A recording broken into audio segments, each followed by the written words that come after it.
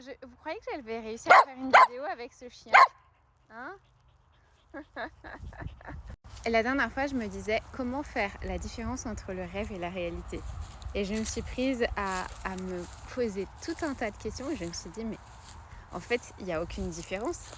Comment tu peux savoir que tu es dans le rêve ou si tu es dans la réalité? Et c'est là que mon cerveau a bugué. Et je me suis dit, non mais, si je suis dans la réalité, c'est que j'ai conscience que j'ai un corps. Jusque-là, vous me suivez. Donc si j'ai un corps, c'est-à-dire que je peux me mouvoir dans l'espace.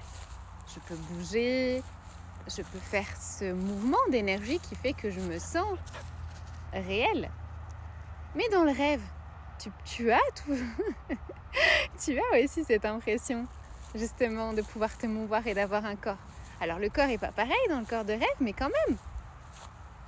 Et ça m'a fait penser justement à ces tribus aborigènes en Australie qui parlaient justement de cette vie, en disant ne vous attachez pas à cette vie, mais plutôt à vos rêves.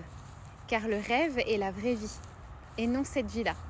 Et j'ai trouvé ça super intéressant. Je me suis dit, mais en fait, est-ce que le but de cette incarnation serait pas de nous souvenir que nous sommes en train de rêver?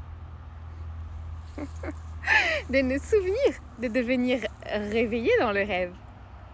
Allez, j'avoue, je t'ai perché un petit peu, non?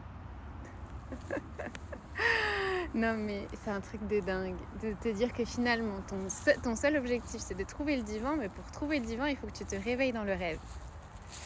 Juste un truc de fou. Enfin bref, dis-moi en commentaire si toi aussi, t'as pas eu ce genre Voilà, si t'as pas eu ce genre d'interrogation, c'est vrai que je suis pas toute seule au monde à me faire des nœuds dans le cerveau.